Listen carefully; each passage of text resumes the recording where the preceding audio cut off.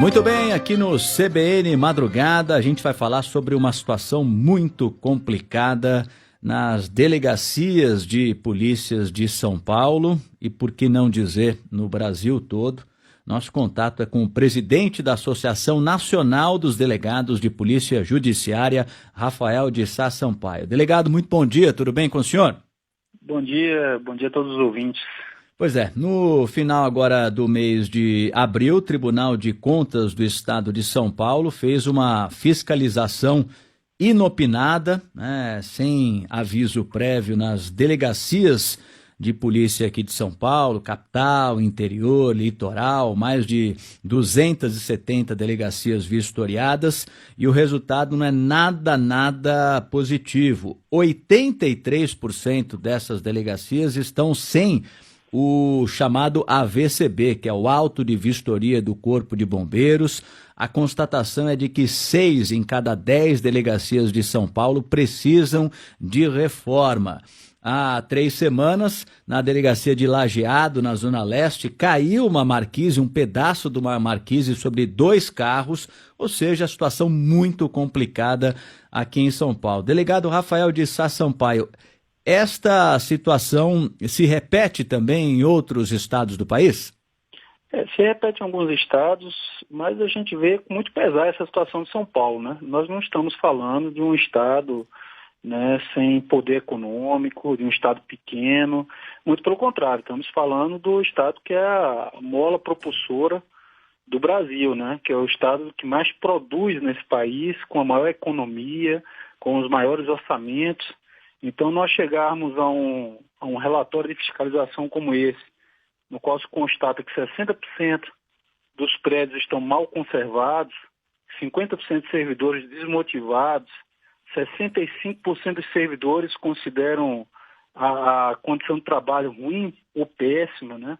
Então, nós estamos diante de um cenário caótico, onde a Polícia Judiciária, que hoje é tão clamada pela sociedade, uma vez que se clama pelo combate ao crime organizado, ela simplesmente não é atendida, não é alimentada pelo próprio Estado, né? Então, nós podemos chegar à conclusão que o crime organizado ele somente vai crescer, ele vai encontrar um ambiente fértil para atuar diante dessa falta absoluta do Estado de São Paulo de estímulo aos seus agentes para que haja de condição mesmo, né? Para que haja um combate sério ao crime organizado. É lamentável. Na sua opinião, quais são os principais motivos que fazem com que, como o senhor disse aí, metade ou mais da metade dos servidores das polícias civis estejam desmotivados? Olha, são vários fatores, né, Tico? A gente vê que São Paulo é quase que um caso à parte, é quase com dimensões tanto financeiras, econômicas, quanto populacionais e territoriais de um país, né? E nós observamos vários fatores e muito a ver com a política adotada nos últimos anos pelos governos de São Paulo, onde não se há realmente interesse público em se investir na Polícia Judiciária. Isso é muito grave, porque nasceu no estado de São Paulo a maior organização criminosa do Brasil, que é o PCC. E ela realmente, como eu disse, ela encontra ambiente fértil para atuar, porque a Polícia Judiciária são ações de inteligência, está aí a Polícia Federal, que é a Polícia Judiciária da União, né, é o equivalente à Polícia Civil do Estado de São Paulo, é a Polícia Federal para a União. Né? A União fez grandes investimentos na Polícia Federal, mudou a forma de pensar da Polícia Federal, né, direcionando as ações para uma investigação patrimonial de estrangulamento de organizações criminosas, e isso quer dizer que é necessário seguir esse caminho com investimento em tecnologia, com investimento em sistemas, com investimento no ser humano e nas instalações físicas e material que é utilizado. E a gente não vê nada disso no estado de São Paulo. Muito pelo contrário, esse relatório é a prova cabal de que há um abandono da Polícia Judiciária no estado de São Paulo e, portanto, o estado de São Paulo está absolutamente inapto para responder os ataques dos criminosos. Nós vemos alguns dados nesse relatório que chamam muita atenção. Por exemplo, a Polícia Civil de São Paulo conta somente com 1.628 viaturas, no universo de 42, quase mil servidores do quadro de ativos. Né? Nós fazemos um cálculo nacional, né, onde é necessário uma viatura para aproximadamente servidores da polícia. E por que esse cálculo? Né? Uma viatura ela atenderia 2 equipes policiais compostas de 3 servidores. Né? E nós vemos que São Paulo está extremamente aquém disso. Ele está praticamente com 30% desse número de viaturas, sendo que dessas, né, nós temos 23% baixadas, que não estão em funcionamento.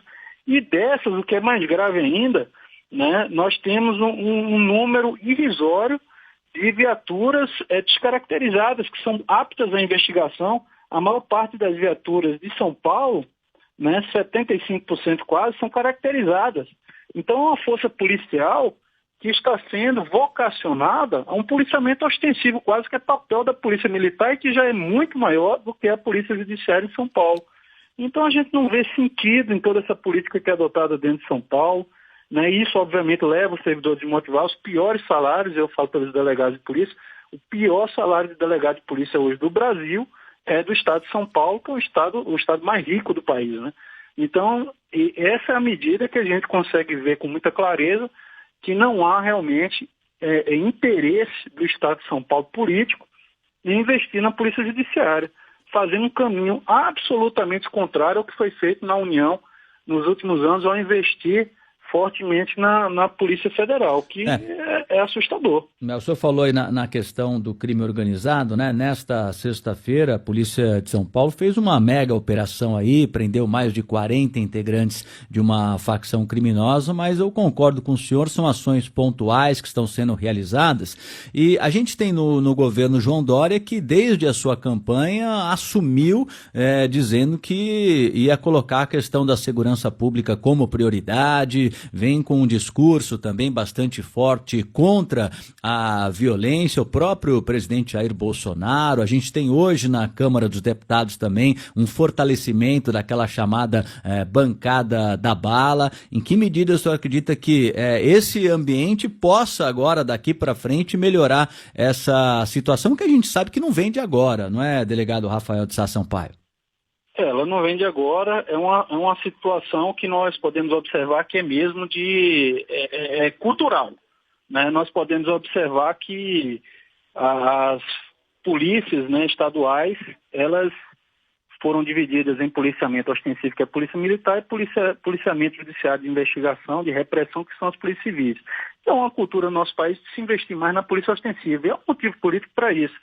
A viatura na rua, caracterizada, ela chama a atenção da população e dá uma sensação de segurança.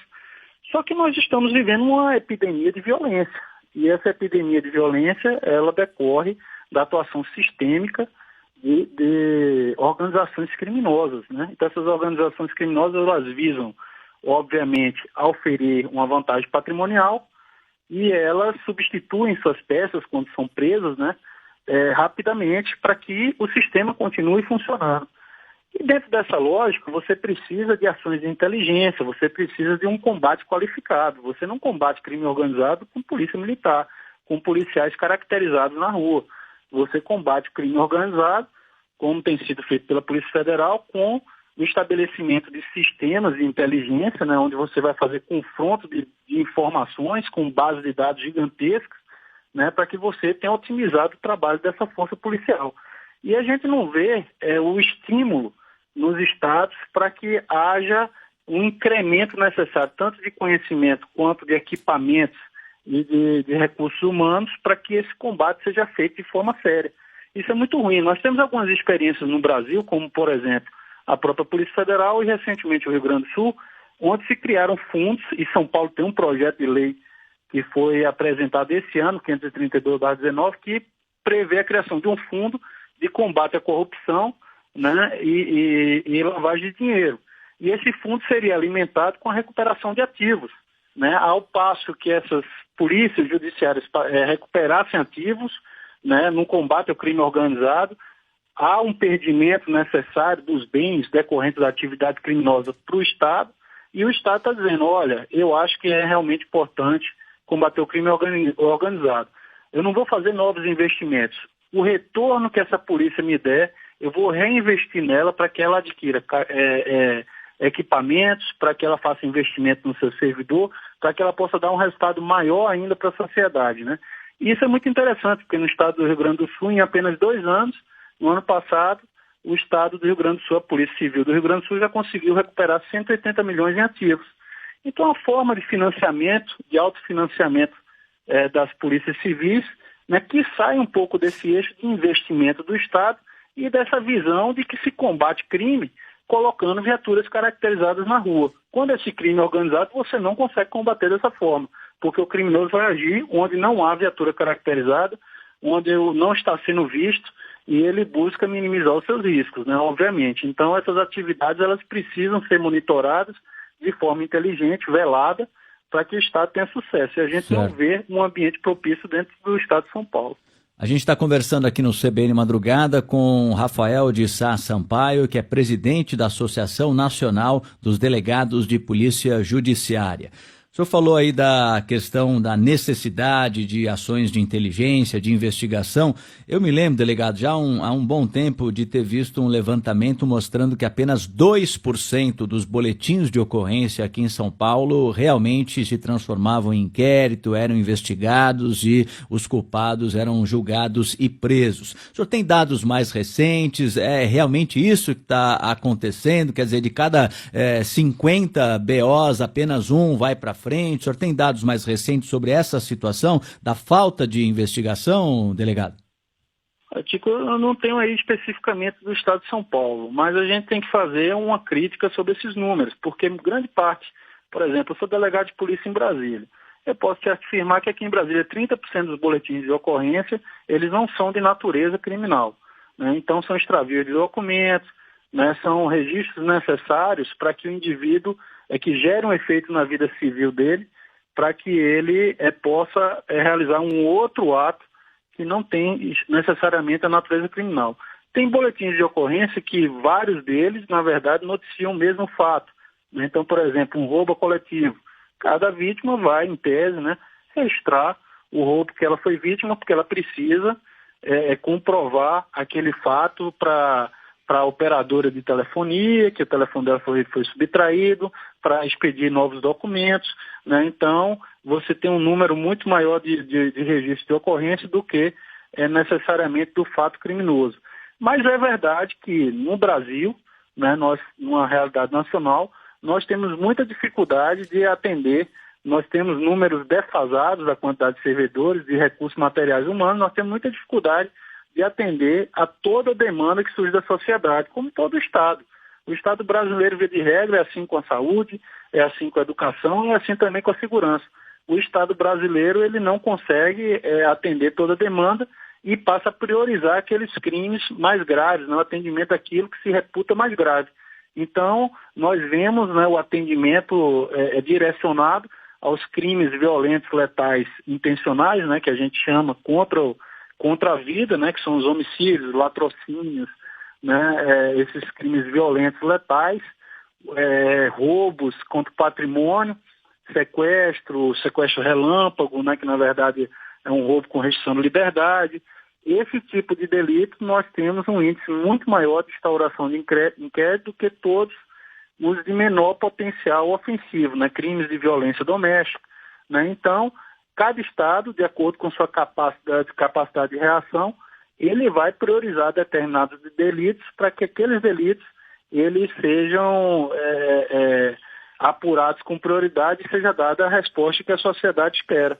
Mas, infelizmente, com os baixos investimentos que vemos nas polícias judiciárias, nós não podemos esperar, né, que haja um número muito diferente do que se é apresentado há anos atrás, até porque a violência tem aumentado, né? Ou chegamos a uma epidemia de homicídio no país com 60 mil mortes ano, conforme o Anuário de Segurança Pública, que é lamentável, né? Morre mais gente, tem mais morte violenta no Brasil do que em países em guerra, né? Então nós podemos concluir que vivemos hoje no Brasil quase que uma guerra civil não declarada, infelizmente, né? E nós não temos meios, instrumentos para dar a resposta necessária para a sociedade.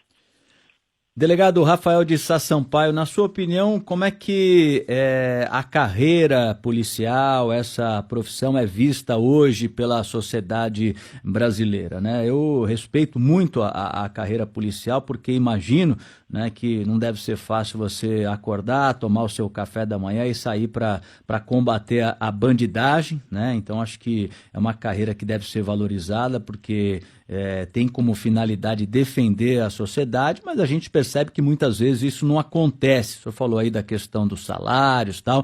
Na sua opinião, há uma necessidade de uma maior valorização da carreira, delegado? Sem dúvida, a carreira é uma carreira desvalorizada aqui no Brasil. Nós vemos em outros países que são sempre citados, né, principalmente os de origem anglo-saxônica, né, onde os policiais são tidos quase como heróis nacionais. E aqui no Brasil a gente se sente quase que com a presunção de que somos muitas vezes taxados como vilões, né? Então qualquer dificuldade é muito curiosa a sociedade brasileira. A sociedade brasileira, ela quando procura a polícia, quando ela é vítima, ela espera que a polícia haja fora dos limites da lei. É muito curioso, é muito comum a gente ver numa delegacia, quando a gente prende um criminoso, que a vítima pergunta, vocês vão dar um corretivo nele, né? E a gente fala, há muito tempo isso não acontece, mas porque eu não vou colocar meu emprego em risco, minha liberdade em risco, para dar corretivo em seu ninguém, né? Então, se tem uma imaginação popular ainda a imagem do policial, que já foi transformada dentro das instituições, né, salvo raras exceções, mas em todo lugar, né, nós temos indivíduos com desvio de conduta, não só na polícia, e a verdade é que nós temos um sentimento de que nós já saímos, né, nós já estamos vivendo há muito tempo após a Constituição de 88, né, dentro de uma democracia com responsabilização, enquanto que se tem uma imagem do policial ainda, aquele policial justiceiro, né, que faz aquilo que lhe dá na telha, que dá corretivo, que agride muitas vezes o cidadão. Isso é extremamente pernicioso porque nós já vivemos nesse limite da sociedade, né, na última fronteira, onde nada mais funcionou no Estado, a Polícia Civil entra porque aquele indivíduo, né, praticou um crime, ele está fora da lei, né? E nesse ambiente que a gente atua. É um ambiente que nos desgasta muito já psicologicamente, é um ambiente de muito desgaste social e nós precisamos de apoio da sociedade, nós precisamos de investimento para que a gente dê a resposta que o cidadão espera do Estado, né? O Estado ele precisa realmente assumir o seu papel de Estado, né? Aquele que muitas vezes até aplica a violência, mas na forma da lei, e aí sim é quando a Polícia Civil é importante, quando ela aplica o poder coercitivo do Estado na forma da lei para que a justiça seja feita. Muito bem, te agradece demais a participação conosco aqui no CBN Madrugada, do delegado Rafael de Sá Sampaio, presidente da Associação Nacional dos Delegados de Polícia Judiciária. Muito obrigado, um bom dia e até uma próxima oportunidade. Bom dia, nós que agradecemos a oportunidade, estamos sempre à disposição.